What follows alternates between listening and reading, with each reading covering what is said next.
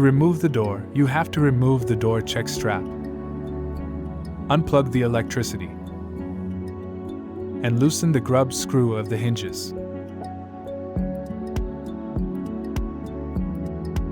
There are small covers over the hinge screws. Remove these covers.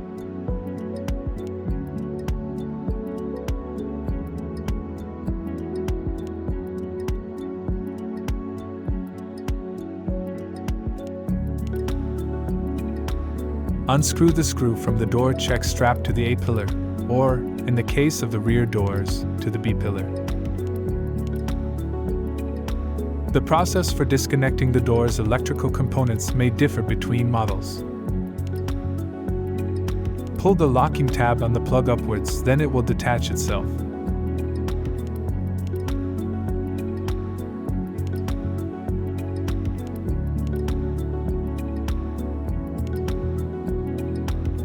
Another method involves pressing the bellows at the top and pulling it out.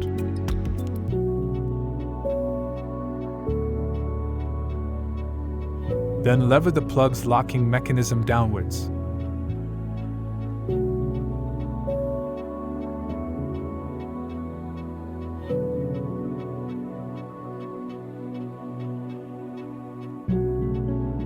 Now you can loosen the two screws of the hinges.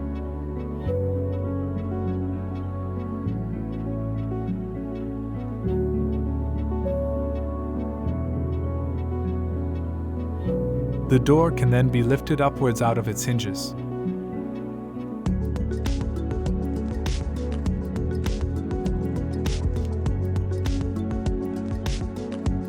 If you reinstall the old door, that's all there is to it. You simply rehang the door and screw it in place. Sometimes this step is necessary to remove covers on the back of the fenders. Adjusting the door is usually only necessary when installing a new door. While this won't apply to most of my viewers, I'll briefly demonstrate how it works here.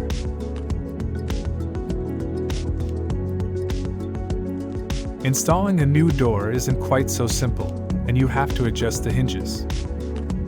You should first try this only with the screws facing the door. Here you can adjust the door height, as well as adjusting it inwards and outwards. First, mount the hinge half to the new door. The best approach is to first reattach the hinges to the old mounting points and tighten them only slightly. Then rehang the door and make sure that the hinges are fully engaged.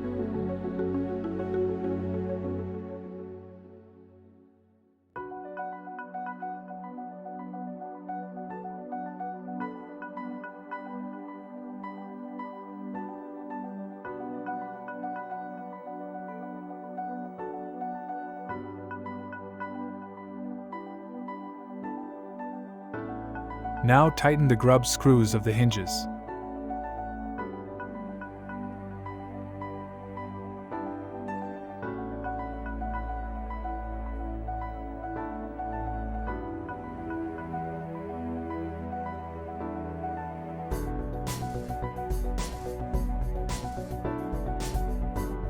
The door can be adjusted using the screws attached to the door, either upwards or downwards, or adjust inwards and outwards.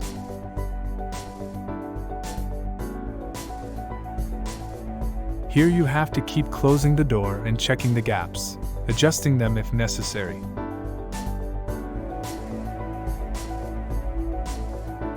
Moving the door back or forward is difficult. This step is rarely necessary and should therefore be performed as a last resort.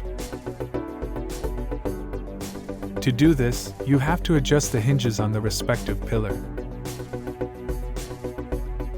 Each hinge is mounted with one screw from the outside and one screw from the inside.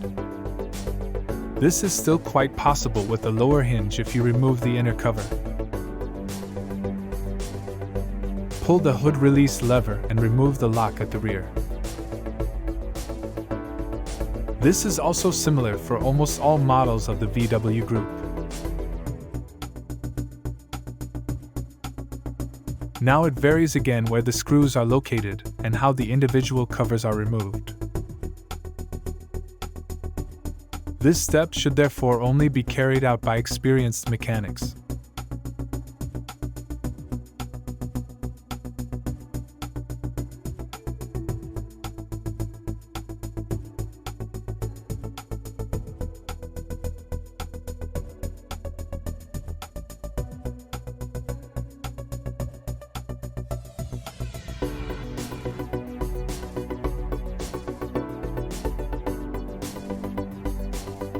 Once the cover is removed, you will see a hole on the inside through which you can loosen the screw on the hinge.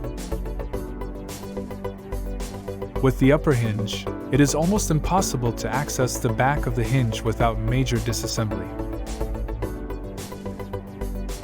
This step is only very rarely necessary anyway.